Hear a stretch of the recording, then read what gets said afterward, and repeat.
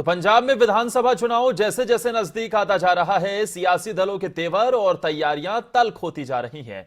जहां एक तरफ सत्तारूढ़ कांग्रेस चुनावों से कुछ ही महीने पहले एक नया मुख्यमंत्री बनाकर सत्ता में लौटने की फिराक में है, तो वहीं दूसरी तरफ अकाली दल को उम्मीद है कि बहुजन समाज पार्टी के साथ हाल ही में हुआ गठबंधन उसके लिए सत्ता हासिल कराने के लिए एक नया रास्ता बना देगा।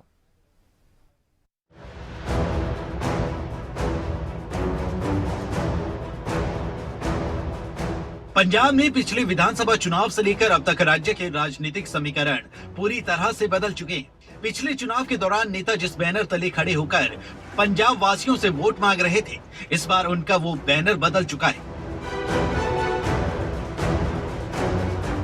साल 2017 में कांग्रेस पार्टी का मुख्य चेहरा कैप्टन अमरिंदर सिंह थे। कांग्रेस ने अमरिंदर सिंह के नेतृत्व में चुनाव लड़ा और 77 सीटों पर जीत दर्ज की। लेकिन वर्तमान में अमरिंदर सिंह कांग्रेस से अलग होकर पंजाब लोक कांग्रेस का गठन कर चुके हैं। अमरिंदर सिंह बीजेपी के साथ मिलकर चुनाव लड़ रहे हैं। उधर पिछले विधानसभा चुनावों में मुख्य विपक्षी पार्टी के तौर पर उभरी आम आदमी पार्टी इस बार विपक्ष से सत्ता का सफर तय करने के लिए कोई कसर नहीं छोड़ रही।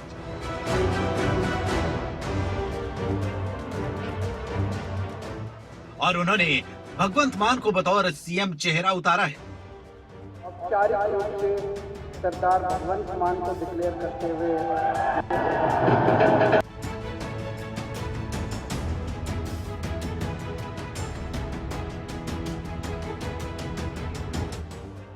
इस सबके बीच निगाहें कैप्टन अमरिंदर सिंह की नई राजनीतिक पार्टी पंजाब लोक कांग्रेस पर भी है, जो भारतीय जनता पार्टी और पूर्व केंद्रीय मंत्री सुखदेव सिंह ढींडसा की शिरोमणि अकाली दल संयुक्त के साथ मिलकर चुनावी मैदान में उतर रही है।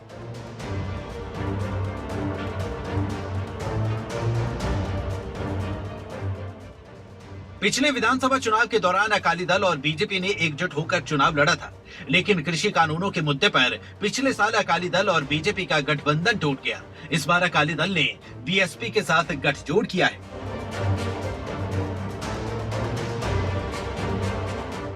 आम आदमी पार्टी विधानसभा चुनाव अपने बल पर ही लड़ रही है। अब तक आपने पंजाब में किसी के साथ गठबंधन नहीं किया है। पिछले चुनाव की तरह इस बार भी आम आदमी पार्टी अंतिम समय में लोक इंसाफ पार्टी के साथ तालमेल कर सकती है। पिछले चुनाव में आम आदमी पार्टी ने विधानसभा चुनाव में 20 सीटें जीती थी। इसके बाद पार्टी के कई विधायक बागी हो गए थे और पार्टी को अलविदा कह दिया था। हालांकि पंजाब में सत्तारूढ़ कांग्रेस की राह भी इस बार आसान नहीं है। पिछले चुनाव में पार्टी अमरिंदर सिंह के नेतृत्व में जहां एकजुट थी, वहीं इस बार चरणजीत सिंह चन्नी, सुनील जाखड़ और नवजोत सिद्धू समेत कई खेमों में बटी हुई है। ऐसे में ये चुनाव कांग्रेस के लिए भी किसी बड़ी परीक्षा से कम नहीं होगा।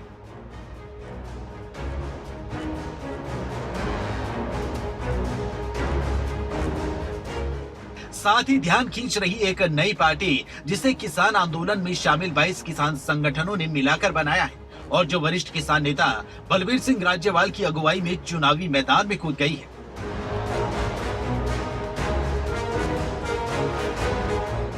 इस बार कांग्रेस को उम्मीद है कि एक अनुसूचित जाति का मुख्यमंत्री होने का फायदा उसे जरूर मिलेगा। चरणजीत सिंह चन्नी का चेहरा इस वक्त पूरे पंजाब में बड़े बड़े होर्डिंग्स पर देखा जा सकता है, लेकिन चुनावों से कुछ ही महीने पहले चन्नी को मिला ये ताज कांटों भरा हो सकता है।